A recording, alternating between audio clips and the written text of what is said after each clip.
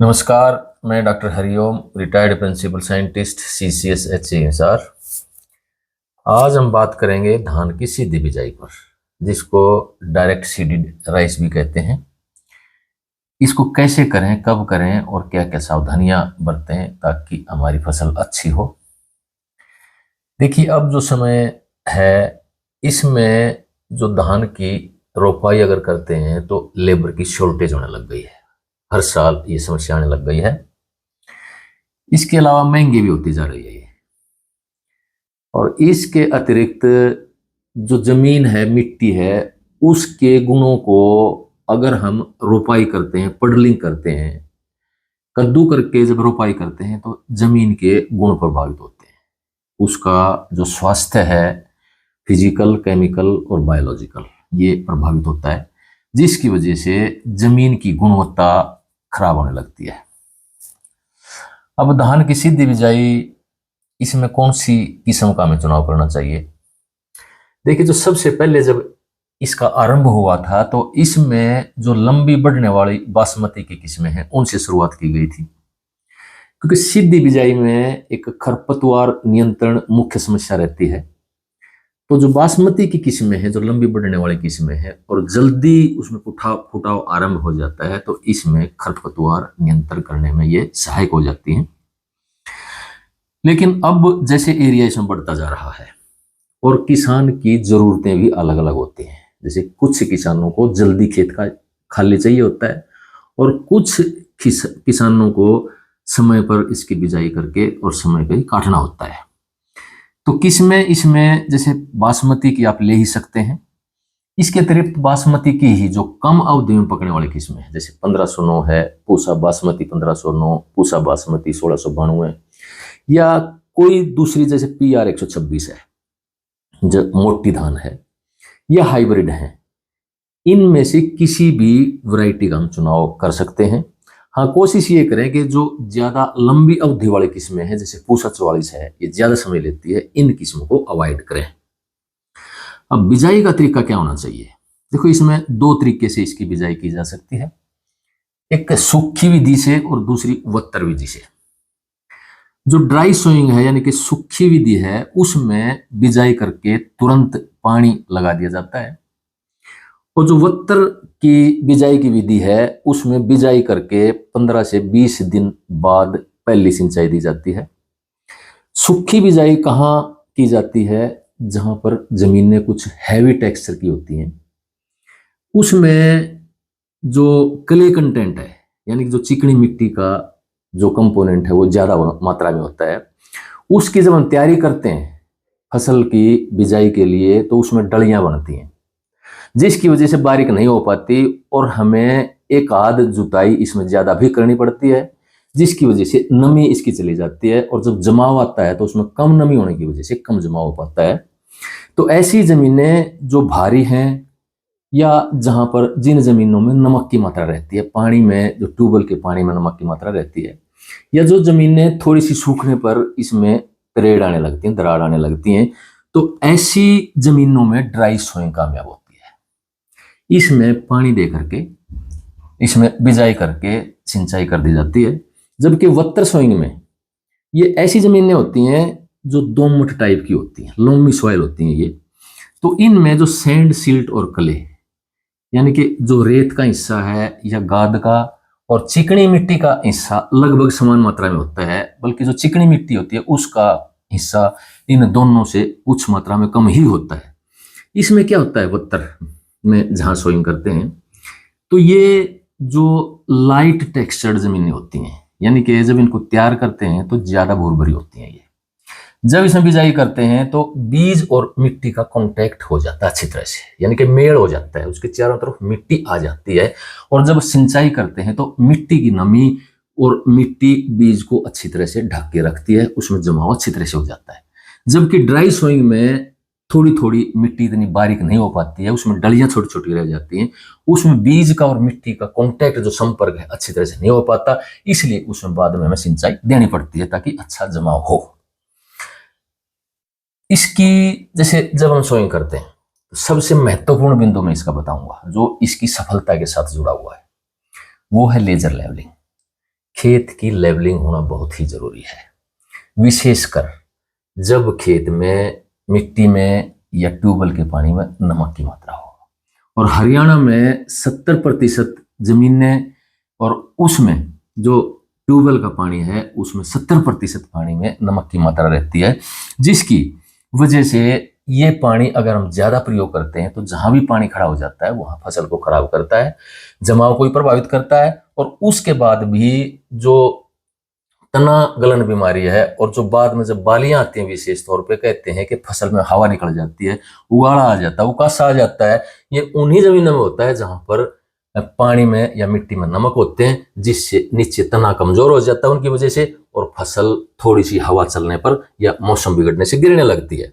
इसके ऊपर मैं अलग से एक वीडियो बनाऊंगा कि अगर जमीन में या पानी में नमक है तो उनमें फसल किस तरह से ली जाए, बीज की मात्रा क्या रहेगी। देखिए, जो ड्राई सोइंग है, जो सूखे की बिजाई है, इसमें क्या होता है कि जब लेजर लेवलिंग करते हैं हम तो मिट्टी की सतह ऊपर से मजबूत हो जाती है, सख्त हो जाती है। जब सीड ड्रिल से सोइंग करते हैं तो इसमें बीज गहरा नहीं जा पाता है, और हमें यही चाहिए कि बीज ज्यादा गहरा ना जाए, बीज ऊपर ही ठहर जाए, ऊपर मिट्टी की बिल्कुल हल्की सी परत आए, तो बीज जमने में जितने भी बीज डालेंगे सारा जमता है। तो सूखी बिजाई में जब हमें लेजर लेवलिंग अप्लाई कर दी तो लेजर लेवलिंग करने के बाद खेत की जुताई ना करें, उसी में सीधा बगैर जुताई किए लेजर लेवलिंग करके खेत में बिजाई कर दें तो 6 से 8 किलो बीज ही पर्याप्त रहता है। अगर वत्तर सोइंग कर रहे हैं हम, वत्तर सोइंग में क्या होता है, खेत को तैयार करते हैं हम, लेजर लेवलिंग करके खेत को, लेजर लेवलिंग पहले या बाद में करें, तो उसमें क्या है कि खेत को जब हम तैयार करते हैं तो अगर सरफेस उसका सख्त नहीं है और उसमें जैसे लूज सॉइल, लूज सरफेस है, ढीला सरफेस है, तो बीज उसमें गहरा चला जाता है काफी, और गहरा जो बीज चला जाता है उसमें कम जमने की संभावना हो जाती है, पूरा बीज नहीं जम पाता है। और उसमें भी कोशिश ये करें कि जब हम खेत को तैयार करते हैं वत्तर सोइंग के लिए तो आखिरी जब उसमें सुहागा लगाते हैं तो मजबूत सुहागा एक बार नहीं 2 बार लगाएं, और उसके ऊपर भी कुछ भार रख के, जैसे मिट्टी के कट्टे भर के रखें, तो जितना ऊपर से सख्त हो जाएगा सतह उसमें बीज उतना ही ऊपर रहेगा, और जितना ऊपर रहेगा उसमें जमाव भी उतना ही अधिक होगा। इसलिए जो वत्तर की बिजाई है इसमें थोड़ा बीज बढ़ा देते हैं, यानी कि 8 से 10 किलो प्रति एकड़ के हिसाब से रखते हैं, और ड्राई में 6 से 8 किलो पर्याप्त रहता है। अब बिजाई का समय क्या होना चाहिए, बिजाई के समय में देखिए इसका जो उत्तम समय है वो 20 मई से 10 जून तक का होता है। इसमें भी किसान को ये देखना होता है कि उसको खेत कब खाली चाहिए। जैसे कुछ किसान ऐसे होते हैं जिनको आगे आलू, सब्जियां वगैरह, बरसीम या सरसों वगैरह लगानी होती है, खेत जल्दी खाली चाहिए होता है, तो उनके लिए अर्ली, जितना जल्दी हो उसकी बिजाई करें।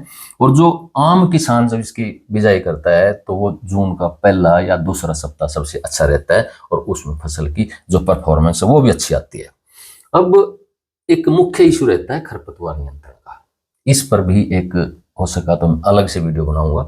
तो इसमें ध्यान ये रखना है कि जैसे खरपतवार के साथ एक चौबे की समस्या भी रहती है, यानी कि पिछली फसल के जो बीज गिर जाते हैं धान की सीधी बिजाई में, उनका भी जमाव होता है, और जब वो पकाई होती है तो जो बीज हैं उसकी जो प्रोड्यूस आता है उसकी गुणवत्ता को खराब करते हैं। विशेष तौर पे जब बासमती किस्में लगाई जाती हैं तो पिछले साल के जो पौधे हैं उनका बीज छोटा होने की वजह से उसमें जो रेट है बासमती का मार्केट में वो भी गिर जाता है काफी हद तक। तो इसमें जो जब हम गेहूं की कटाई कर लेते हैं, कई किसान क्या करते हैं, गेहूं की कटाई करने के बाद रीपर से भूसा बनाने के बाद जो नीचे 15 से 20% जो अवशेष बच जाते हैं उसी में ढैंचे की बिजाई कर देते हैं। और ढैंचा जरूरी नहीं है कि ज्यादा बड़ा चाहिए उनको, अगर हमारा ढैंचा 30 दिन का भी हो जाए, 25 दिन का भी हो जाए, यानी कि जितना अगर पूरा नहीं भी कर पाए, क्योंकि हमें मान लो बिजाई करनी है जल्दी, धान की सीधी बिजाई, तो बड़ा ढैंचा नहीं हो पाएगा, उसमें भी जितना भी हमें उपलब्ध होता है उसको हरी खाद के रूप में प्रयोग कर लेते हैं। और इसमें क्या होता है कि जो खरपतवार के बीज होते हैं तो ढैंचे में जब हम पानी देते हैं तो वो जमा हो जाता है उनका, और जो चौबे के बीज, जो चौबे का पौधा आता है, जो बीज पहली फसल के पड़े हुए होते हैं वो भी इसमें निष्क्रिय हो जाते हैं। और इसके अतिरिक्त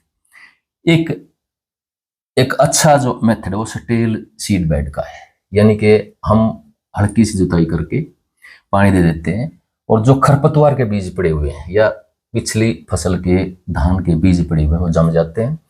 फिर जब वत्तर पे आती है उसकी जुताई कर देते हैं, एक बार फिर पानी देते हैं, और फिर जो बचे हुए बीज हैं वो भी जम जाते हैं, तो उसमें फिर अड़ की जुताई करके उसमें धान की सीधी बिजाई कर दी जाती है। इसमें खरपतवार नियंत्रण अच्छी तरह से हो जाता है। इस पे भी अलग से हम कोशिश करेंगे कि अलग से वीडियो बनाई जाए। अब जो भाई प्राकृतिक खेती करते हैं, घन जीवामृत और जीवामृत कितना और कितनी मात्रा में अप्लाई करें। देखिए, एक तो जो भाई प्राकृतिक खेती करते हैं वो कोशिश करें कि ढैंचा की फसल जरूर लें, चाहे छोटी ही हो, ज्यादा दिन तक खेत में ना रख पाए, क्योंकि हरी खाद के रूप में जब उसका प्रयोग करेंगे और जो अवशेष खेत में बच गए थे उनका वे एक भोजन के रूप में सूक्ष्म जीवाणुओं का सोर्स के रूप में कार्य करते हैं, और केंचुए भी इसमें बढ़ते हैं। तो प्राकृतिक खेती में जो जमीन की गुणवत्ता है उसमें इंप्रूवमेंट आती है। तो जैसे जीवामृत है, जीवामृत जब खेत की बिजाई से पहले सिंचाई देते हैं तो उसमें 1 से 2 ड्रम सिंचाई के साथ जीवामृत दे दें, और ज्यादा भी दें तो उसका नुकसान नहीं, फायदा ही होगा। जो किसान पहली बार प्राकृतिक खेती कर रहे हैं तो वो 2-3 ड्रम प्रति सिंचाई दे सकते हैं, यानी कि बिजाई से पहले। और बिजाई के बाद जब भी सिंचाई लगाते हैं खेत में तो उसमें किसान भाई 1 से 2 ड्रम प्रति एकड़ जीवामृत सिंचाई के साथ दे सकते हैं। और इसके साथ साथ अगर बाद में ये लगता है कि हमारी फसल किसी स्टेज पर पीली हो गई है तो उसमें उसी समय पर महीने में 2 से 3 बार 10 से 20% तक जीवामृत का स्प्रे भी कर सकते हैं। इसको ड्रिप में और स्प्रिंकलर में भी प्रयोग किया जा सकता है। और जो घन जीवामृत है, घन जीवामृत जब हम खेत को तैयार करते हैं उस समय 8 से 10 क्विंटल घन जीवामृत डाल सकते हैं। और अगर ये सोच देखते हैं कि खेत हमारा काफी कमजोर है तो उसमें इतनी ही मात्रा में जब बिजाई करते हैं और अंतिम जब सुहागा लगाते हैं तो उससे पहले जब घन जीवामृत डालते हैं तो इतनी ही मात्रा में अच्छी तरह से गली सड़ी गोबर की खाद भी मिला सकते हैं, और इसमें इसका ब्रॉडकास्ट करके छिड़काव करके फसल की बिजाई कर सकते हैं। और बाद में भी जमाव के बाद भी 1 से 2 बार या 2 से 3 बार 1 से 2 क्विंटल घन जीवामृत प्रति एकड़ हम इसका बुरकाव करके इसका प्रयोग कर सकते हैं। तो इस तरह से इन बातों का अगर ध्यान हम रखें, किस्म कौन सा चुनाव करें, और खेत का समतल होना जरूरी है, क्योंकि विशेष तौर पे जहां भी नमक की समस्या है पानी में जमीन में तो वहां लेजर लेवलिंग बहुत जरूरी है। इससे क्या है कि हमारी फसल भी अच्छी होगी, पैदावार भी अच्छी होगी और दूसरी समस्याएं भी इसमें कम आएंगी। धन्यवाद।